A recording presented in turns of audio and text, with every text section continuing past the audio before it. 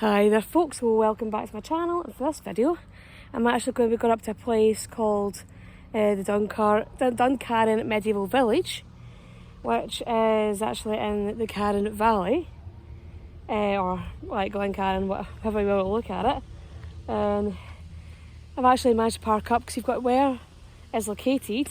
It is within, it's like the Glencarron or the Carron Valley forest that's under the care of Forestry and Land Scotland, and they do have their own designated little car park just in there.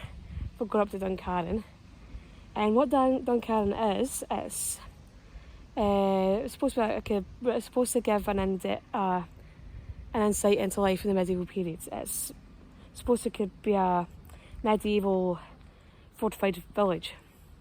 So I've heard about Duncarron before. I've seen some videos and some photos of it online. Never actually been to it myself, so this could be an interesting little visit. And yeah, I do think that the path to it does come out from the other side of the car park. So I'll be heading up that way and find my way up. Hopefully be something of interest. And a wee note is, I've just found it recently, is that they have used it as a filming location for Outlander. I think is it last season or is it the most recent season? It was one of the later seasons anyway. And yeah, so for all you Outlander fans, this could be something that you could come and visit. Or if you are interested in medieval history, something you can come and visit. So I'm going to stop blathering and head on up. But before I do head on up, if you're enjoying my channel, if you're enjoying my videos, if you can click on the subscribe button, click on that notification bell, leave some likes, leave some comments, it's always really appreciated. And if you'd like to support the channel further, I will post a link to the channel's coffee.com page, the channel's PayPal account and the TikTok account in the description bar below and in the pinned comment in the comment section. So with that out the roads, I'm going to find my way up to Duncarron Medieval Village and show you what's going on. So I think if you follow these signs, I think I might have parked a bit far away from the actual parking, but you should be able to walk to it from here as well.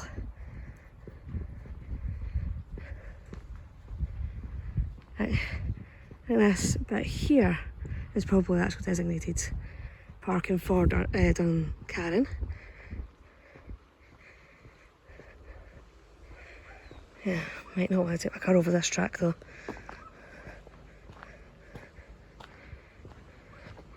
Yeah, so this is where you get the tickets. So it's open daily 10 till 5:30. The last entry is at 3:30. So they've got special events, all Friday tours, private hire. So I was going to head into the ticket office.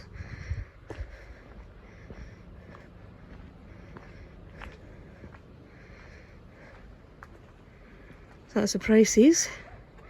This is £11 for an adult, child is £4.50, student is £6.50. So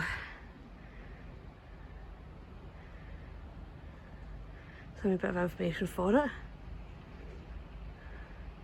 And that's some photos. And yeah, so yeah, I was talking to the nice lady at the ticket office just there, and she was saying that Duncarron Village had been building this for about 20 years, and they'll essentially using it as experimental archaeology or kind of living archaeology, where they'll build something and watch it decay, then rebuild it, and essentially try to use that as a way of understanding like the archaeological remains from like the medieval periods, which will kind of very much help with the science of archaeology and all that stuff, which is actually really interesting and a really good way of doing it. And so there's different things going on, and I think they do have different events. I think they've got Halloween events and different things during the summer. And she was saying that this is the first year they've actually opened Duncarron up for self-guided tours, and apparently I'm one of the first visitors, so yay! So even just walking through the woodland here just kind of gives you an air of what the village is going to be like. So I'll turn the camera around and let you see what I'm seeing. Yeah, so the car park and the ticket office are back that way. And the village is up here.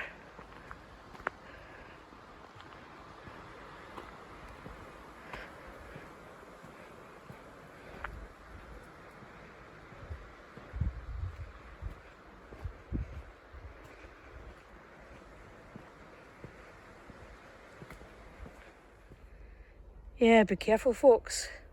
The wild hairy haggis has been sighted nearby. So keep your eyes peeled.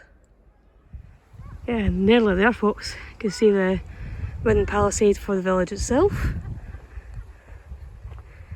Or even worse, we've got some of the flying haggis here as well. I think that is obviously a wee joke for the kids. And I think I do follow them on YouTube as well, so I'm pretty sure they use that as a wee mascot. It's a wee wild hairy haggis.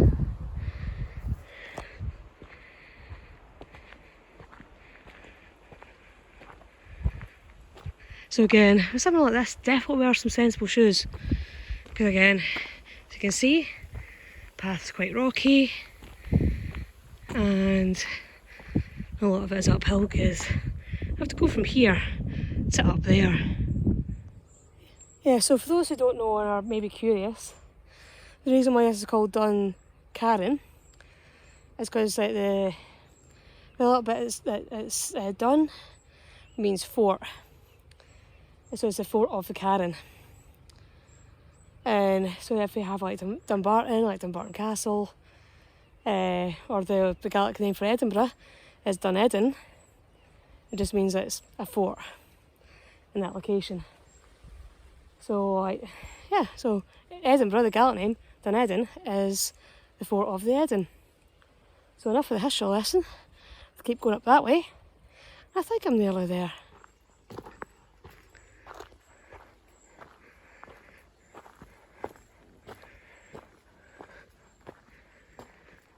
So this would be the main gatehouse.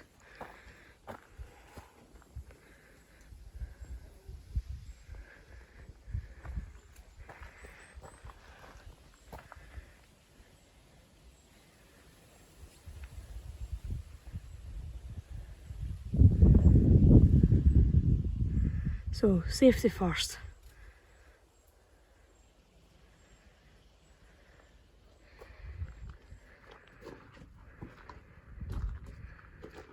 Yeah, so we've got a trebuchet. Essentially, for trucking very big things at very big walls. I've actually got a gibbet cage.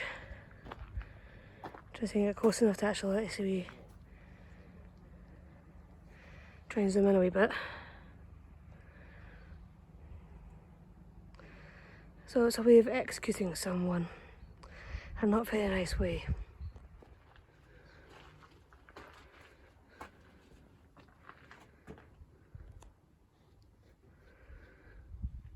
Yeah, so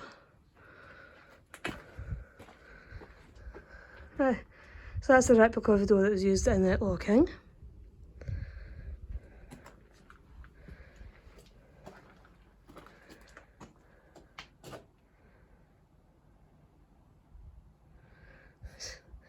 Yeah, you would not want to be made to stay in here.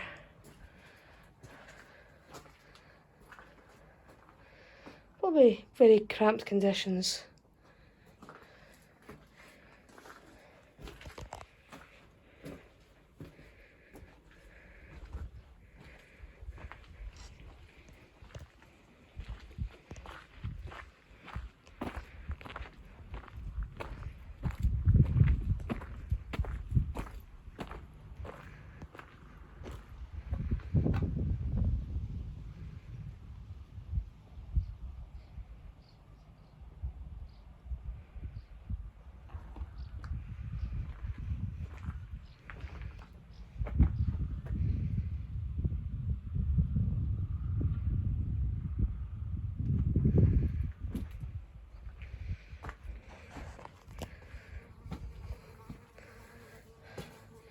So it is part of the wee treasure hunt they've got for the kids.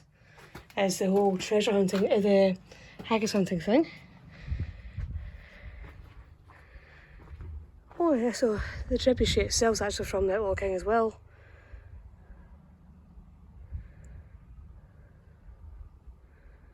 Oh, and they've been using it for the live action version of How to Train Your Dragon. Yes, this is obviously the area that they'll use when they're having a lot of the reenactments. It's a good space for it. And they've also got a space over there for watching comings and goings from around the side of the village. And a wee bit for walkway as well. Yeah. Try go up this way. Some buildings up here. And the halls they have on site. Obviously got more up there. Yeah, everybody knows this one. See, it's like inside.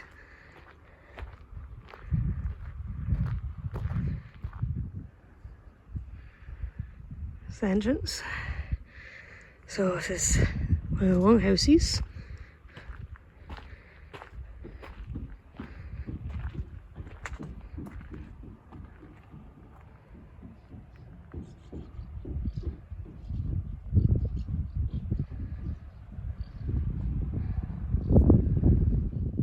Yes, this is the interior.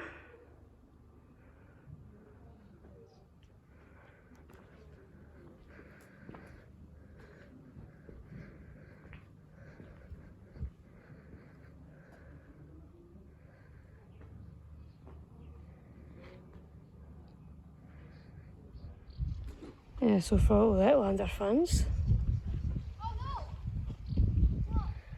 And this is the field hospital from, I think it's season 7, where I think Claire was treating wounded soldiers from, is it the Revolutionary War?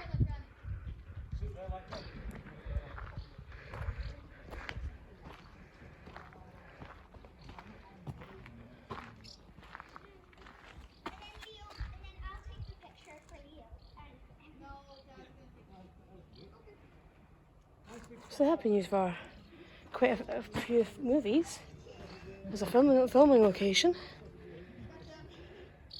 So that's the wee hovel there that has been used for the movie.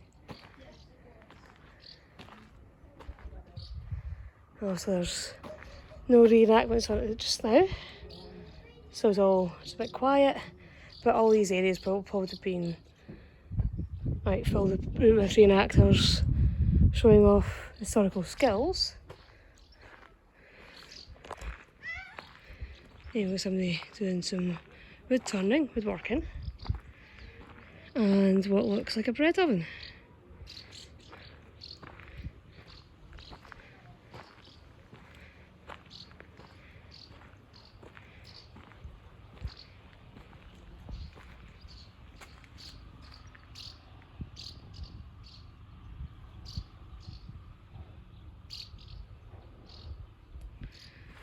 Yeah, so that's the inside of this one.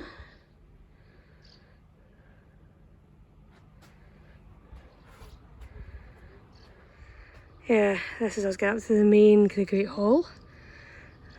So it's been the dwellings of somebody very important because he's as in the highest point of the fort, or fortified village.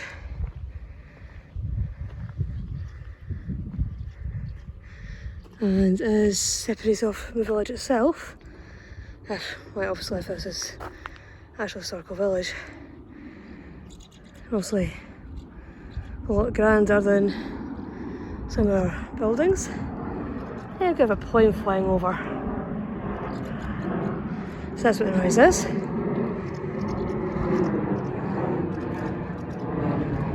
Quite a fancy bit above the door.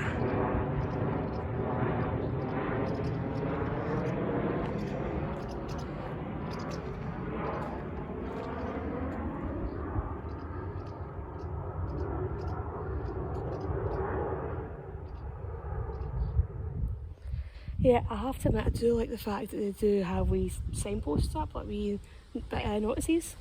As a good way of like highlighting like where about that bit of the village was used in a movie or TV series, so you can jog a memory if you've seen that, especially if you're a fan of Outlaw King or Outlander. So you go, oh yeah, I remember that now. So, and they also have like signs elsewhere as well explaining what certain things are or what they're supposed to kind of represent. So, thumbs up for that. So it's always good to have like wee information boards and information signs. It does help. Yeah, just climb up those steps, get a little cardio workout, and you do get a good view of the village. So the Chieftain's Hall is right at the top, next to the watchtower.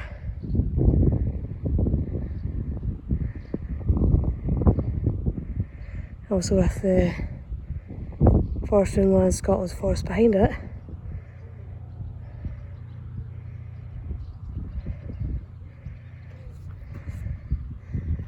And have a wee look at the view from this side.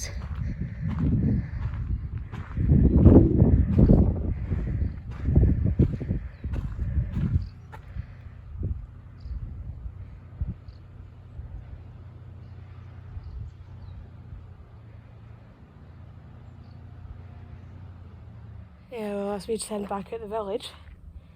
And yeah, I think I do get the impression they do have big plans for the years ahead.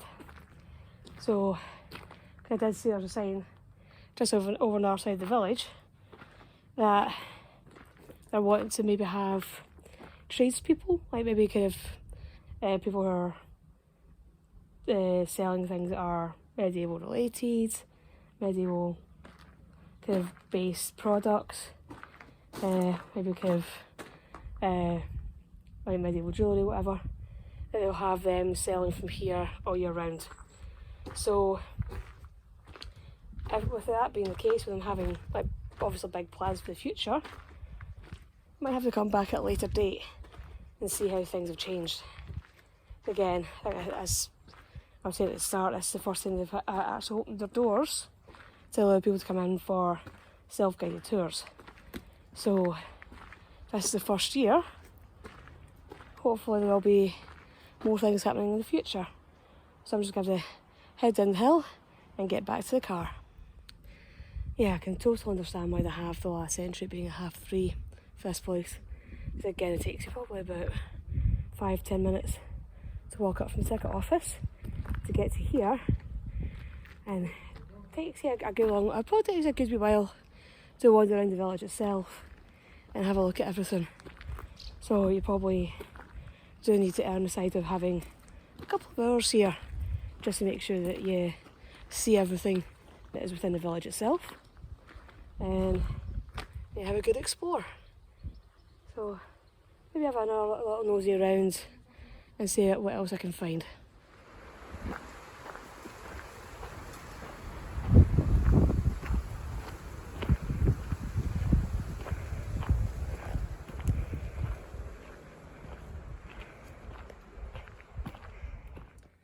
Well, that's me down the hill and back at the car.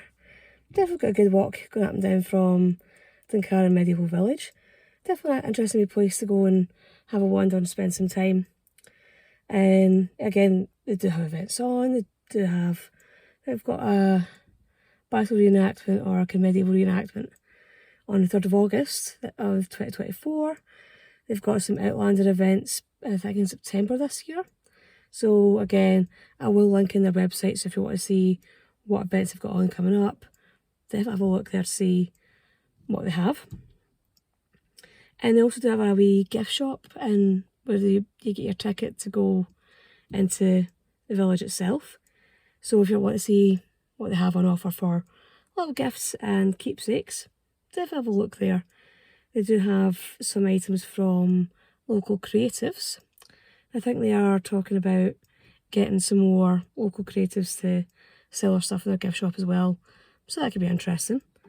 Be an opportunity for some people in the area to sell their stuff at this location. Definitely an interesting place to visit. Hopefully you'll have found this video interesting, and I'll see you all in the next one. Bye bye.